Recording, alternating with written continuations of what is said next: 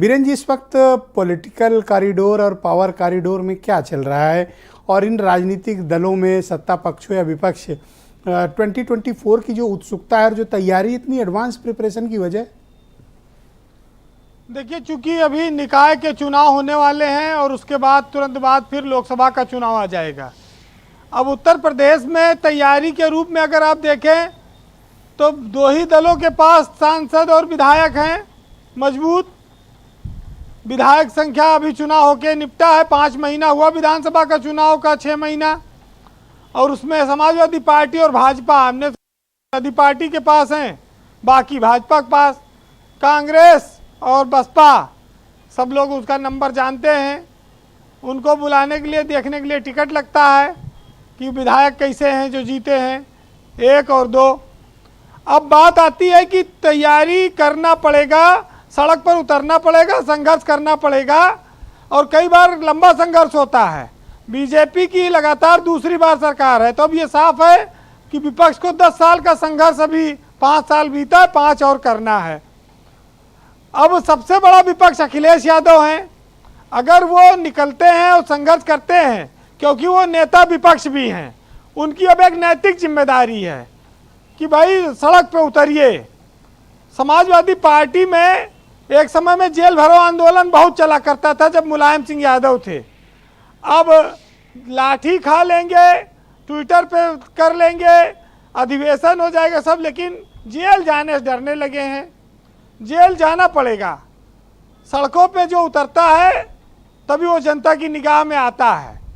बिना संघर्ष के हलवा थोड़ी है कि अब राजनीति में आप खा लेंगे और निकल जाएंगे। बीजेपी, देखिए आप, एक ज़माना था कि उसके पास बहुत कम विधायक हुआ करते थे, लेकिन आज उसको प्रचंड बहुमत मिलता है। बड़ा लंबा संघर्ष किया, हालांकि जिन लोगों के नेतृत्व में किया वो पीछे छूट गए, नए नए लोग आ गए, लेकिन पार्टी तो जिंदा है। देखिए, सियासत में बिना सड़क पर उतरे आपको कुछ नहीं मिलना है। जनता के मुद्दों पर लड़ना पड़ेगा। महंगाई, कानून व्यवस्था, भ्रष्टाचार, अराजकता, गुंडागर्दी, ये हमेशा चुनौतियां बनती रहती सरकार की। किसी की सरकार आ जाए, विपक्ष को चाहिए इनको हथियार बनाए, इस पर लड़े। अब थोड़ा टेक्नोलॉजी का भी युग है, उसका भरपूर इस्तेमाल करे। लेकिन अगर आप देखें तो विपक्ष में अखिलेश यादव के अलावा संघर्ष करने वाला कोई नेता नहीं है। और कांग्रेस तब लड़ती है जब राहुल या प्रियंका आए, अगर नहीं है तो फिर कांग्रेस का कोई मतलब नहीं। मायावती खाली रैली करने जिले में जाती हैं, और जब मुख्यमंत्री थी, जब जाती थी तब वहाँ बैरिकेटिंग बल्ली लगा दी जाती थी, जनता से मिल ही नहीं पाते थे लोग। तो लखनऊ में बैठ के वो सभा करती हैं। अब 4 ये बड़ी पार्टियां हैं। बीजेपी ताकत में, उसके यहाँ भीड़ है, अत्यधिक भीड़ है, उनके पास तो संभालने के लिए, पद बांटने के लिए कम पड़ रहे हैं, तो उनकी जीत चल रही है। अब ये जो चुनाव 2024 का है, ये एक सीधी टक्कर है। भाजपा ने कहा है कि हम 75+ जीतेंगे, विपक्ष को रोकना है। विपक्ष को नीतीश कुमार का नाम इसलिए आया कि बिहार वो एक उनके लिए रोल मॉडल बन सकता है। एक उम्मीद की किरण जगी है कि संपूर्ण विपक्ष एक हो जाए बीजेपी के खिलाफ जी। वो होगा कि नहीं वो अलग बात है।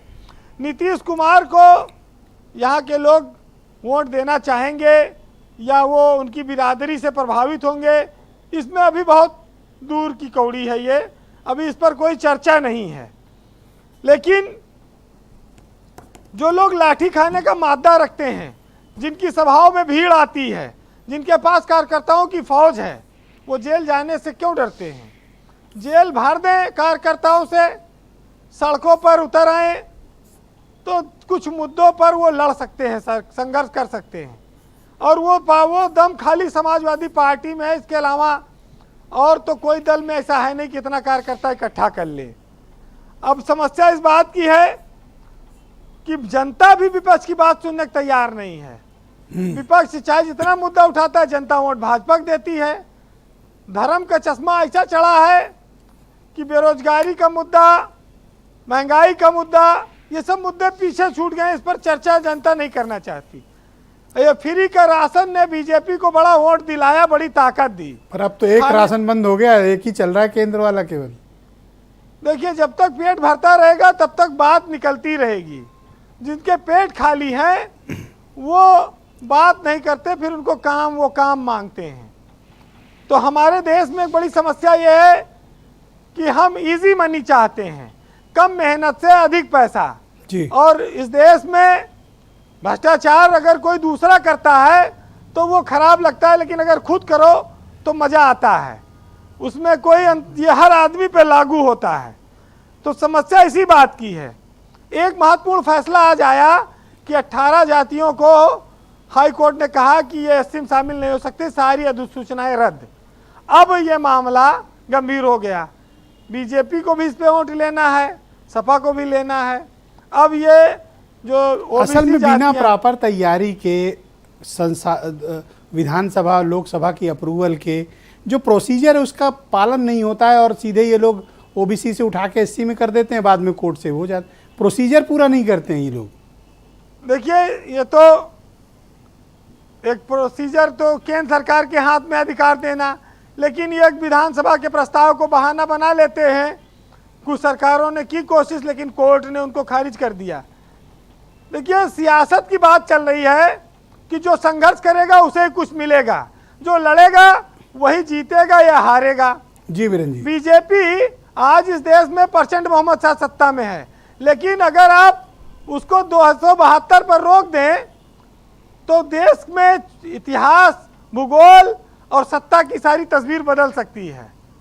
300 के ऊपर जो बीजेपी है वो मोदी और अमित शाह की बीजेपी है, उसको जनता और उसको देश में कोई रोक नहीं सकता है। लेकिन अगर बीजेपी 270 सीटें जीतेगी तब बीजेपी के भीतर ही तमाम सारी आशंकाएं पैदा हो सकती हैं। एक चीज साफ है जी कि पतंग और जिंदगी, इन दोनों में एक समानता ये है कि जब तक आप ऊंचाई पर हैं ये दोनों, तभी तक वाह वाह होगी, और जिस दिन हटे उस दिन कोई पूछने वाला नहीं मिलेगा। आज सुना पावर कॉरिडोर में काफी हलचल थी, कुछ हुआ क्या आज? आज एक उत्तर प्रदेश के सबसे ताकतवर IAS अफसर का विदाई हो गई। अच्छा, बड़े बेआबरू होकर तेरे कूचे से हम निकले, क्योंकि 1 साल के एक्सटेंशन की उम्मीद लगाई गई थी, वो हुआ नहीं। अवनीश अवस्थी योगी सरकार के बहुत भरोसेमंद अफसर थे और माना यही जा रहा था कि वो विदाई होगी नहीं, उनको कोई ना कोई बड़ा पद दिया जाएगा, लेकिन उनके सारे विभाग कार्यवाहक के तौर पर संजय प्रसाद को दे दिए आज गए। काफी हलचल सुनना हो रही थी। बिल्कुल, बहुत सारे लोग अभी नजर गड़ाए हैं, बड़े IAS अधिकारी, कि ये परिवर्तन का जो लाभ है वो कब आज मिलेगा। हेमंत जी काफी टेलीफोन सबसे करके पता कर रहे थे। हेमंत जी तो बड़े पत्रकार हैं, उनको मालूम रहा होगा जी जी कि कुछ ना मैंने कुछ कल लिख दिया था। अरे भाई बीरेन जी, ओपिनियन में मैंने कल ही लिख दिया था, कोई एक्सटेंशन नहीं मिल रहा है। अच्छा, खुल के लिखा था, आपका भी वो मांगा था, उसमें टिप्पणी। अरे डिबेट पॉलिटिकल हो रही है, आप लोग ब्यूरोक्रेसी आज में एक महत्वपूर्ण बात यह आई है जी कि वरुण गांधी ने अपने सोशल मीडिया के प्रोफाइल से भाजपा शब्द हटा दिया है।